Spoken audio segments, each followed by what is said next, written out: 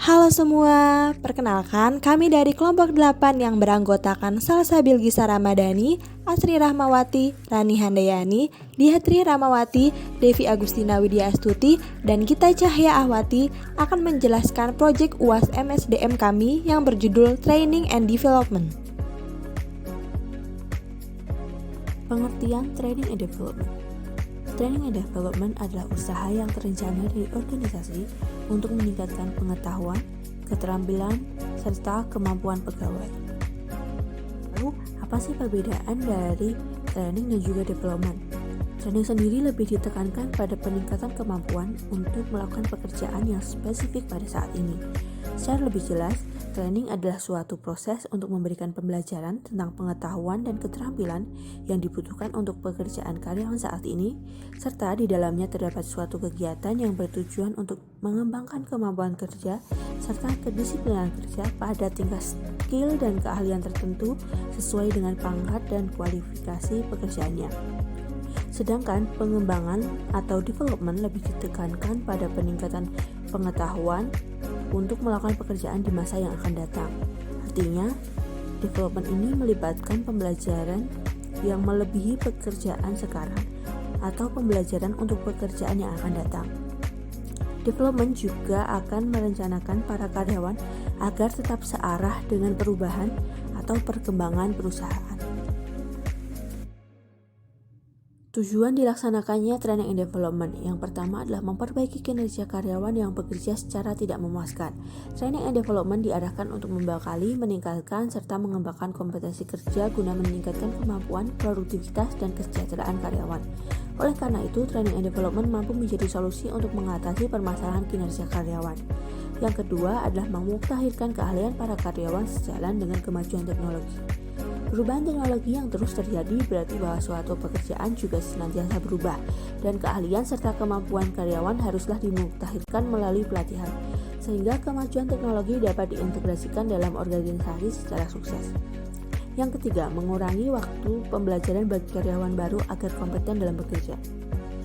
Seorang karyawan baru acap kali tidak menguasai keahlian dan kemampuan yang dibutuhkan untuk menjadi job kompeten, yaitu mencapai output dan standar mutu yang diharapkan, sehingga memerlukan training and development. Yang keempat, mempersiapkan karyawan untuk promosi. Yang kelima, mengorientasikan karyawan terhadap organisasi. Dan yang terakhir, tujuan dari dilaksanakannya training and development adalah menyesuaikan dengan peraturan-peraturan yang ada. Langkah-langkah pelaksanaan training and development. Yang pertama adalah membuat analisis kebutuhan. Analisis kebutuhan adalah penentuan kebutuhan training and development yang akan dilakukan. Kegiatan ini dilakukan dengan menganalisis kompetensi organisasi saat ini dan kompetensi yang dibutuhkan sesuai dengan perubahan lingkungan dan masa yang akan datang. Dalam analisis kebutuhan terdapat 3 langkah yang perlu dilakukan, yaitu analisis kebutuhan organisasi, analisis kebutuhan tugas, serta analisis kebutuhan pegawai. Langkah yang kedua adalah menentukan tujuan, sasaran, serta materi program training and development. Tujuan training and development harus dirumuskan secara spesifik karena hal ini berkaitan dengan apa yang ingin dicapai perusahaan setelah dilakukan training and development. Setelah dilakukan penentuan tujuan, baru dapat dilakukan penentuan sasaran serta materi yang sesuai dengan tujuan. Langkah yang ketiga adalah menentukan metode pelatihan dan prinsip belajar yang digunakan. Penentuan metode ini berkaitan dengan efektivitas training and development, sehingga penentuan metode pelatihan harus sangat diperhatikan. Untuk metode-metode apa saja yang bisa digunakan akan dijelaskan setelah ini. Yang keempat adalah mengevaluasi program yang telah dijalankan. Setelah training and development dilakukan, maka perlu adanya suatu evaluasi tentang bagaimana efek dari training and development ini terhadap perusahaan. Evaluasi dilihat dari efek pelatihan dikaitkan dengan reaksi peserta terhadap isi dan proses pelatihan, pengetahuan yang diperoleh melalui pengalaman pelatihan, yang ketiga perubahan perilaku, serta perbaikan pada organisasi.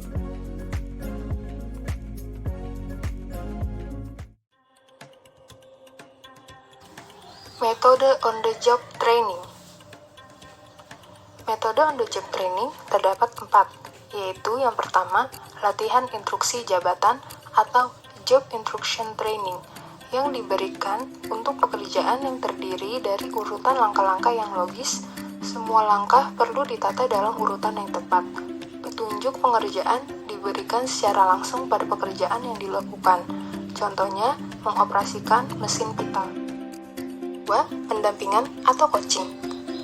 Dalam metode ini, pengawas diperlukan sebagai petunjuk untuk memberitahukan kepada peserta mengenai tugas atau pekerjaan rutin yang akan dilaksanakan dan bagaimana cara mengerjakannya. Karyawan dibimbing, diarahkan oleh atasan atau supervisor atau karyawan lain yang lebih berpengalaman. Contohnya, manajer dibimbing oleh direktur untuk mencapai sasaran yang telah ditetapkan oleh perusahaan. Metode on-the-job training yang ketiga adalah job rotation, pelatihan yang menugaskan peserta untuk berpindah dari satu bagian ke bagian pekerjaan yang lain dalam satu perusahaan dan dalam periode tertentu. Sehingga dari pelatihan ini peserta dapat memperoleh pengetahuan tentang bagian-bagian organisasi yang berbeda serta praktek berbagai macam keterampilan manajerial. Contohnya adalah karyawan di bidang pemasaran diposisikan di bidang produksi sehingga karyawan tersebut mampu belajar lebih di bagian produksi supaya dapat mengantisipasi jika terjadi kekurangan karyawan. Metode yang keempat adalah apprenticeship training atau magang. Metode pelatihan bagi karyawan baru dari karyawan lama yang lebih berpengalaman. Metode ini digunakan untuk mengembangkan keahlian perorangan sehingga peserta pelatihan dapat mempelajari dan menggali lebih mengenai pekerjaannya. Selain itu, metode ini juga mengkombinasikan pelajaran di kelas dengan praktek di lapangan. Contohnya adalah mahasiswa administrasi bisnis melakukan magang di PT Kirana Gaya Megatma di bagian admin. Metode off-the-job training. Pengertian, menurut Shimamura pada tahun 2006 menyatakan bahwa off-the-job training merupakan suatu program pelatihan untuk memberikan keahlian dan pengetahuan yang dibutuhkan karyawan untuk menambah skill dan memudahkan pekerjaan yang dilakukan dengan diselenggarakan di lokasi yang terpisah dari waktu kerja reguler. Pertama, metode lecture. Metode ini dilakukan dengan pelatihan yang dilakukan sekelompok karyawan di tempat pendidikan untuk menambah ilmu dan pengetahuan mengenai bidang pekerjaan karyawan tersebut. Metode ini dilaksanakan dengan cara menghadirkan seorang pelatih yang mengatur konten yang harus dipelajari dan menyampaikan secara lisan dengan sedikit keterlibatan serta latihan. Contohnya, untuk menambah kemampuan karyawan dalam komputerisasi, perusahaan A bekerja sama dengan PT Net Solution sebagai provider training komputer dan sertifikasi IT untuk memberikan pelatihan kepada karyawannya dari pengajar yang telah berpengalaman di bidangnya. 2. Metode video presentation. Pelatihan ini dilakukan melalui media presentasi TV, film, slides, dan sejenisnya yang serupa dengan bentuk kuliah. Metode ini biasanya sebagai bahan atau alat pelengkap bentuk-bentuk pelatihan lainnya. Contohnya, para karyawan dapat mempelajari teknik-teknik wawancara melalui media video. Demikian halnya dengan slide, banyak memberikan gambaran yang penting dalam proses capturing atau diskusi dengan memberikan poin atau kata-kata kunci dari ringkasan materi bagi para peserta. 3. Metode role playing. Teknik ini merupakan suatu cara yang memungkinkan para karyawan untuk memainkan berbagai peran yang berbeda atau posisi yang berbeda di tempat mereka bekerja. Contohnya, pada masa orientasi karyawan baru, maka perusahaan akan memperkenalkan setiap divisi kerja perusahaan kepada karyawan baru tersebut secara berpindah-pindah, sehingga para karyawan dapat melakukan berbagai tugas dari beberapa job deskripsi dari perusahaan tersebut. 4. Metode case study. Menurut Mangkunegara pada tahun 2009 menyatakan bahwa case study atau studi kasus adalah uraian tertulis atau lisan tentang masalah yang ada atau tentang suatu keadaan selama waktu tertentu, baik secara nyata maupun hipotesis. Contoh atau bentuk implementasi dari pelatihan case study adalah karyawan akan diberikan suatu uraian kasus perusahaan yang harus diselesaikan. Kemudian, dari uraian kasus tersebut, karyawan harus menyusun suatu program dalam rangka pemberian solusi untuk dipresentasikan sebagai upaya pemecahan masalah. Self-study merupakan metode pelatihan di mana para peserta diharapkan dapat mempelajari sendiri dengan menggunakan berbagai media seperti modul, video, kaset, ataupun media lainnya yang bertujuan untuk melatih dirinya sendiri. Contohnya, sebelum diberikan tes untuk naik jabatan, para karyawan diberikan materi yang ada dalam modul ataupun video sebagai bahan pembelajaran untuk tesnya. Selanjutnya ada program learning, merupakan metode pelatihan yang dilakukan dengan memberikan sejumlah pertanyaan kepada karyawan mengenai hal-hal yang berkaitan dengan perusahaan tempat mereka bekerja. Metode ini dapat juga melalui komputer yang sudah mempunyai program tersendiri. Dalam metode ini, diberikan beberapa pertanyaan-pertanyaan dan para peserta pelatihan harus memberikan jawaban dengan benar. Metode pelatihan ini bertujuan untuk mengetahui sejauh mana para karyawan mengetahui perusahaan tempat mereka bekerja.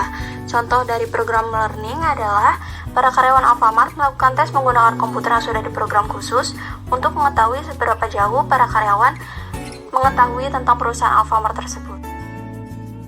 Kemudian ada laboratory training. Pelatihan ini merupakan suatu bentuk pelatihan kelompok diskusi di mana para peserta diberikan kesempatan untuk memberikan tanggapan dan saling bertukar pikiran. Tujuan dari pelatihan ini adalah menciptakan kewaspadaan dan meningkatkan sensitivitas terhadap perilaku dan perasaan orang lain maupun dalam kelompok. Contoh dari metode ini adalah karyawan yang bekerja di rumah sakit sebagai perawat, farmasi, analisis, dan yang lainnya melakukan sharing mengenai tanggapan masing-masing orang mengenai dirinya, sehingga bisa saling memperbaiki diri untuk kedepannya. Kemudian yang terakhir ada action learning. Dalam action learning, sekelompok kecil karyawan harus memecahkan sebuah masalah nyata yang terjadi dalam perusahaan atau organisasi.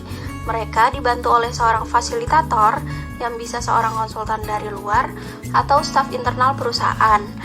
Contoh penerapan metode ini misalnya, sebuah perusahaan sabun mengalami penurunan pada penjualan produk mereka. Maka para karyawan di sini perlu memecahkan permasalahan dengan memberikan solusi yang tepat dan nyata untuk perusahaan sabun tersebut.